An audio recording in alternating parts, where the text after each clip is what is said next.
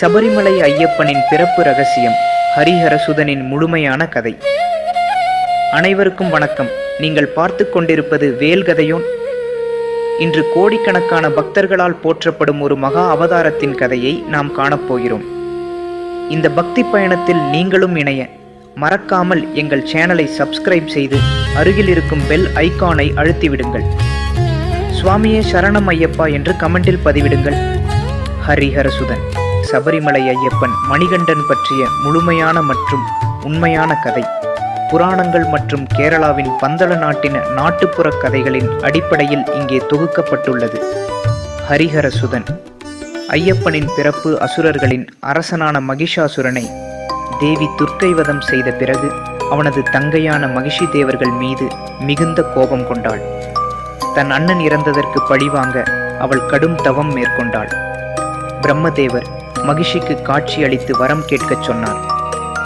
அதற்கு மகிஷி, சிவன் மற்றும் விஷ்ணுவுக்கு பிறக்கும் குழந்தையால் மட்டுமே எனக்கு மரணம் நேர வேண்டும் என்று வரம் கேட்டாள். இரு ஆண் தெய்வங்களுக்கு பிறக்கும் குழந்தையால் தனக்கு மரணம் நேர வாய்ப்பே இல்லை என்று நினைத்து தான் அழியாதவள் என்ற கர்வத்துடன் மகிஷி தேவர்களை துன்புறுத்தினாள். மகிஷியின் கொடுமைகளை தாங்க முடியாத தேவர்கள் மகாவிஷ்ணு மற்றும் சிவபெருமானிடம் முறையிட்டனர்.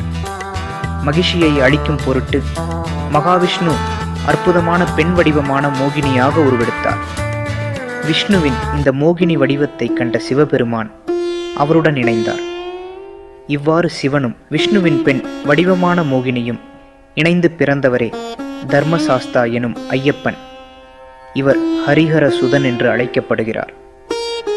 பந்தளத்தில் மணிகண்டன் பம்பை நதிக்கரையில் தெய்வீக சக்தியுடன் பிறந்த குழந்தையை சிவபெருமானும் மோகினியும் கேரளாவில் உள்ள பம்பை நதிக்கரையில் விட்டு சென்றனர். அப்போது குழந்தை வரம் வேண்டி சிவபெருமானை வழிபட்ட பந்தள நாட்டு அரசர் ராஜசேகரன் வேட்டைக்கு சென்ற போது குழந்தையின் அழுகுரல் கேட்டு அங்கே சென்றார்.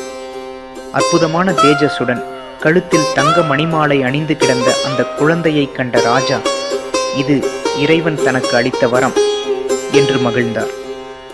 அதே நேரத்தில் அங்கே தோன்றிய ஒரு முனிவர் குழந்தையை அரண்மனைக்கு எடுத்துச் சென்று மணிகண்டன் என்று பெயரிட்டு வளர்க்குமாறு அறிவுறுத்தினார்.